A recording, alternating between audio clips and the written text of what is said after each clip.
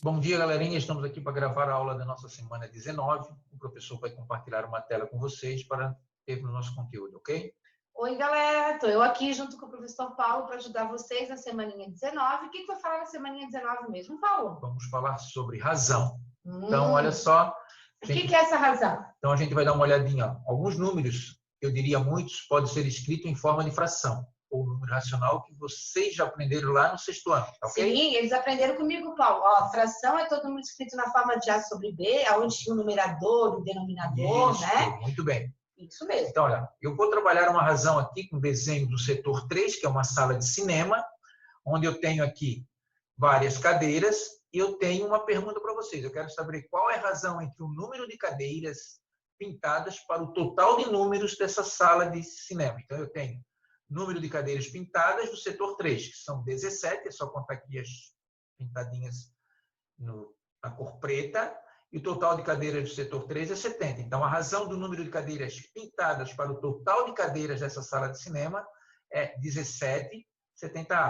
Então, relembrando um pouquinho do sexto, Paulo, porque eu sei que a gente trabalhou no sexto, então a ideia, o numerador seria a parte de cima, que é o 17, Isso. e o denominador, que é o todo, seria o 70. Exatamente. Se pensar na ideia de fração, que não é o caso agora, né? Exatamente. Outra fração que eu poderia fazer em relação a esse exercício seria: qual é o total de cadeiras pintadas para o total de cadeiras não pintadas dessa sala do setor 3?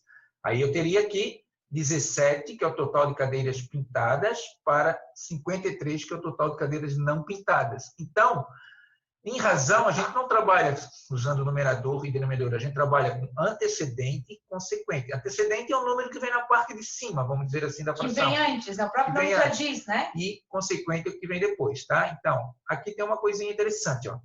Primeiramente, que a razão nada mais é do que a divisão entre dois números e que nos leva a perceber que nada mais é do que uma fração. É necessário identificarmos o numerador e o denominador, que é o antecedente e consequente, e substituir conforme a escrita fracionária, de acordo com a ordem que a situação trouxe os dados numéricos. Então, novamente, aqui a ordem era qual é o número de cadeiras pintadas para o total de cadeiras. Então, primeiro vem as cadeiras pintadas, depois o total.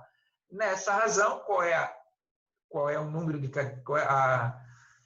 a ordem era qual é o número de cadeiras pintadas para o número de cadeiras não pintadas. Por isso que aqui é 17/53. Tá, então, por exemplo, na fração, quando eu expliquei para eles, o denominador nunca poderia ser zero. Tem que ser sempre diferente de zero. Exatamente. A mesma pegada é aqui, ó, porque eu vi que tu colocasse na atividade, que é diferente Isso, de aí zero. a gente colocou essa observação. A razão é a divisão entre dois números racionais, cujo segundo número, ou seja, o consequente, nunca pode ser zero, porque não existe uma divisão por zero, não é isso? Então, por isso tem que prestar bem atenção nisso.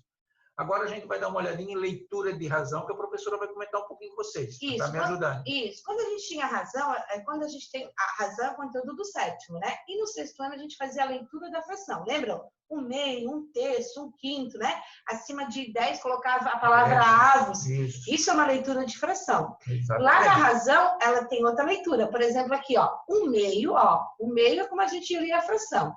Agora, na razão, a gente vai ler, ó.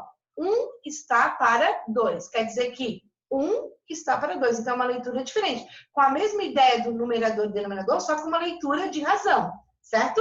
E a gente também tem a simplificação de fração. O que é simplificar uma coisa, Paulo? Bom, simplificar uma fração é eu escrever uma nova fração com antecedente e consequente diferentes e menores. Então, diz, ó, basicamente, simplificar uma fração consiste, em dividir numerador e denominador, né, o antecedente e consequente, pelo mesmo número inteiro.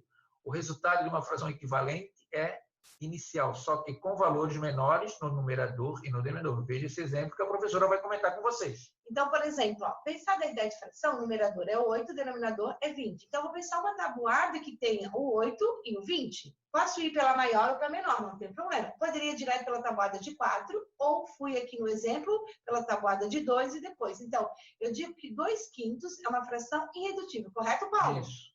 E a fração 2/5 ela é irredutível e é equivalente a essa daqui. Então, só para fechar, isso. 8 dividido por 2, 4. 20 dividido por 2, 10. Depois dá para ver que 4 e 10 também estão na tabuada de 2. 4 dividido por 2 dá 2. E 10 dividido por 2 dá 5. Não dá mais para trabalhar reduzir mais. Então, a fração 2/5 ela está irredutível. Claro, eu deixei uns exercícios aqui para vocês trabalharem. Dá de consultar lá na página do livro que está marcado ali.